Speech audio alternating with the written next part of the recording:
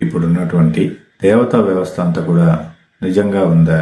ఇలాంటి వ్యవస్థ నిజంగా మన లోకానికి సంబంధించింది కాదు, బట్ ఉంది.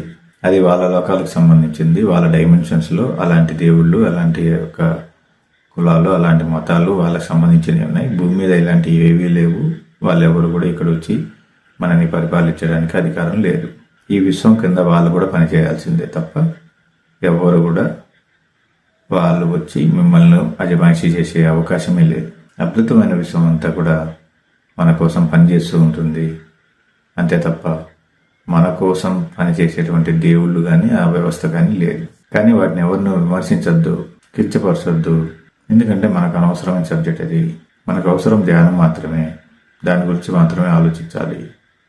మనం ఈ భూమి మీదకి అది తప్పు ఇది ఒప్పు అని మనం లెక్కలేసుకోవడానికి రాలేదు.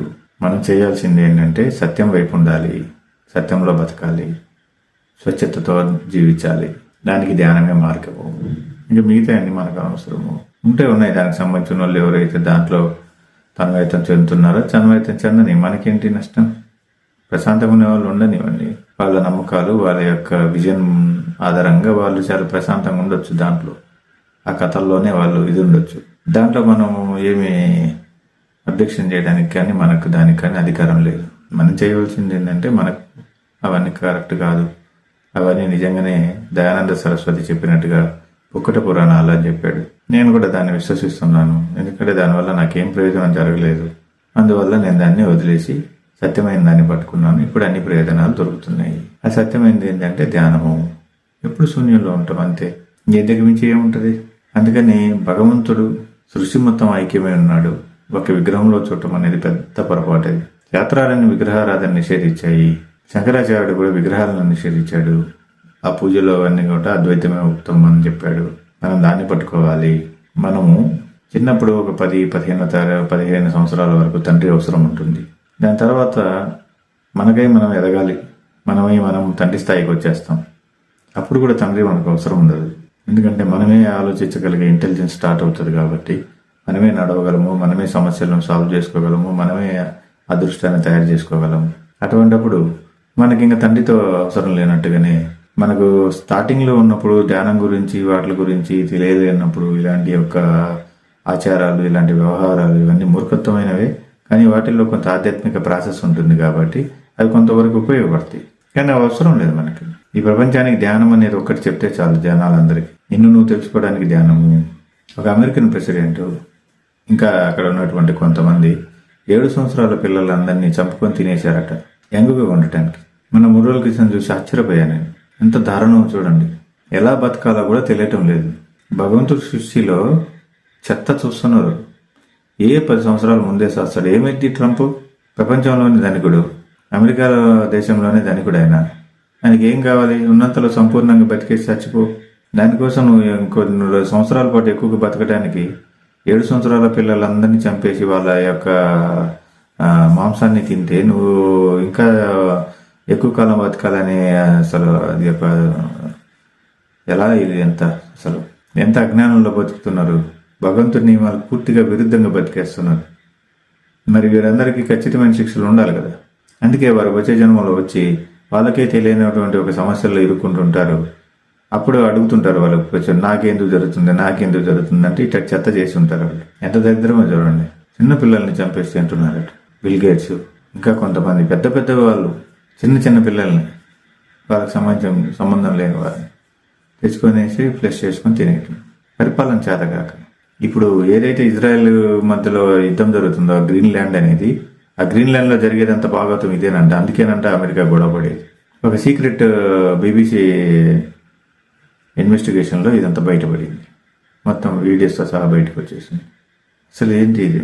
ఆ గ్రీన్లాండ్ ఇచ్చేటప్పుడు కూడా ఇజ్రాయెల్ దేశానికి వాళ్ళు 15 నిమిషాల సమయం ఇచ్చి ఆలోచించుకోండి, యుద్ధం చేయాలా లేకపోతే వదిలేయాలా అని చెప్పి. 15 నిమిషాలు. దీని ద్వారా ఏం సాధిస్తారు వాళ్ళు? అసలు వింటుంటేనే ఇలా జ్ఞానం లేకుండా బతకటం. ధ్యానం చేసుకుంటే జ్ఞానం వస్తుంది. అరే మనం శాశ్వతమైనటువంటి జీవితాలు కదరా నాయన. మరణిస్తాము, మళ్ళీ పుడతాము. ఈ మధ్యలో ఏం జరుగుతుంది అనేది మన గురించి మనం తెలుసుకోవాలి.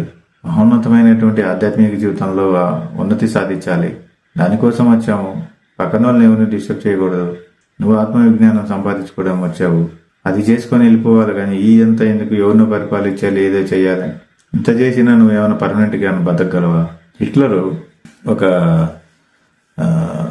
గ్యాస్ స్టేషన్లో ఒక 1500 మందిని ఎవరిడే 1500 మంది చొప్పున లోపల ఉంచి ఆ గ్యాస్ ద్వారా వాళ్ళను చంపేసి వాళ్ళ యొక్క అవయవాలన్నీ తీసేసుకొని ఆ దేశంలో ఉపయోగించుకునేవారు. 60,000 మందిని చంపేశాడు. హిట్లర్ మొత్తం చంపిన యొక్క విలువ ఎంతో తెలుసా? 1,000,000 మంది పైన. ఇంత చేసి ఆయన ఏమైనా బతికాడా? లేదు, కుక్కసాగు చచ్చాడు, చంపేశారు. ఇప్పుడు చచ్చిపోయినప్పుడు ఇప్పుడు ఇవన్నీ ఆయన మూట కట్టుకొని ఉంటాడు. ఇప్పుడు ఈ జన్మలో పుట్టాడు అనుకోండి, ఈ జన్మలో పుడితే ఆయనకి తెలియదు నేను హిట్లర్ అని.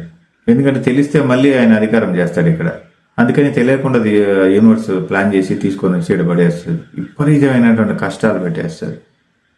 లేదా ఒక జంతువుకు పుట్టించేసి వాళ్ళు 60 లక్షల మంది ఒక యుద్ధంలో చంపేసినట్టుగా ఈ 60 లక్షల సార్లు అతను చనిపోయి 60 లక్షల 1వ సంవత్సరం తర్వాత ఆయన మళ్ళీ మానవ జన్మలో వేరే గ్రూప్లో ఇంకా కష్టాలు పడాల్సి వస్తుంది. ఇవన్నీ మనకు తెలియవు, అది ఎంత యూనివర్స్ ప్లాన్లో ఉంటుంది.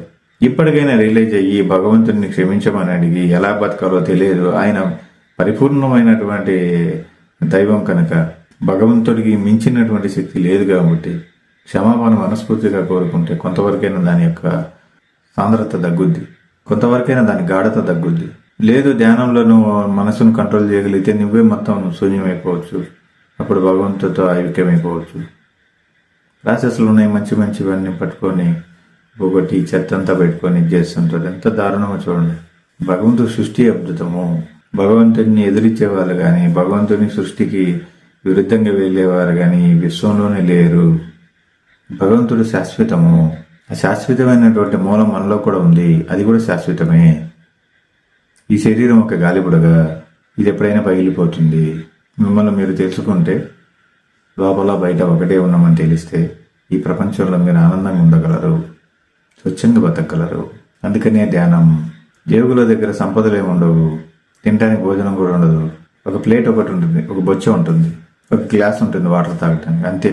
వాళ్ళు ఎంత ఆనందంగా ఉంటారంటే అంత ఆనందంగా ఉంటారు. ఆనందానికి డబ్బుకు సంబంధం లేదు, ఆనందానికి బంధాలకు సంబంధం లేదు, ఆనందానికి మనుషులతో సంబంధం లేదు, ఆనందానికి కంఫర్ట్స్తో సంబంధం లేదు. ఆనందం అనేది సహజమైనటువంటి స్థితి. దాన్ని అసహజంగా చేసుకుంటున్నారు బుద్ధి ద్వారా. ఇప్పటికైనా కళ్ళు తెరవండి, ధ్యానంలో మిమ్మల్ని మీరు తెలుసుకోండి. ఇది మహోన్నతమైనటువంటి మార్గము, ఈ సృష్టికే మూలమైనటువంటి మార్గము.